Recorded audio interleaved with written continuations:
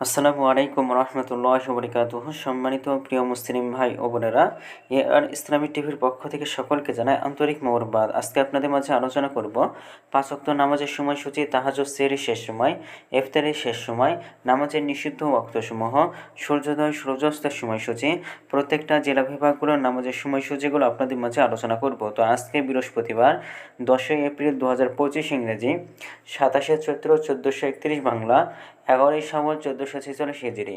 ঢাকা এবং পার্শ্ববর্তী এলাকার নামাজের সময়সূচি তুলে ধরছি। তারপরে অন্য জেলা বিভাগগুলোর নামাজের সময়সূচিগুলো আপনাদের মাঝে আমরা ধীরে ধীরে আলোচনা করব। তো আজকে ঢাকা এবং পার্শ্ববর্তী এলাকার তাহাজ্জুদ এবং সেহরির শেষ সময় হলো 4টা 21 মিনিটে। ইফতারের সময় সন্ধ্যা 6টা 21 মিনিটে। আজকে ফজরের নামাজের রক্ত শুরু হবে 4টা 26 মিনিটে। ফজরের নামাজের রক্ত শেষ হবে 5টা 42 মিনিটে। জোহরের নামাজের রক্ত শুরু হবে 12টা 1 মিনিটে। জোহরের নামাজের রক্ত শেষ হবে 4টা 29 মিনিটে। আসরের নামাজের রক্ত শুরু হবে 4টা 30 মিনিটে।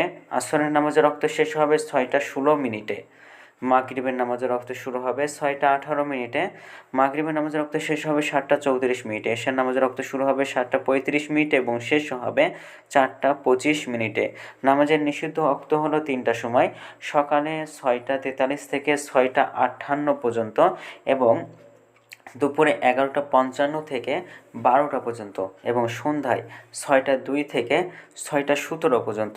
এই যে সময়গুলোর মধ্যে যতটুকু ডিফারেন্স থাকবে, এর মাঝখানে আপনারা কোনো প্রকার নামাজ আদায় করতে পারবেন না।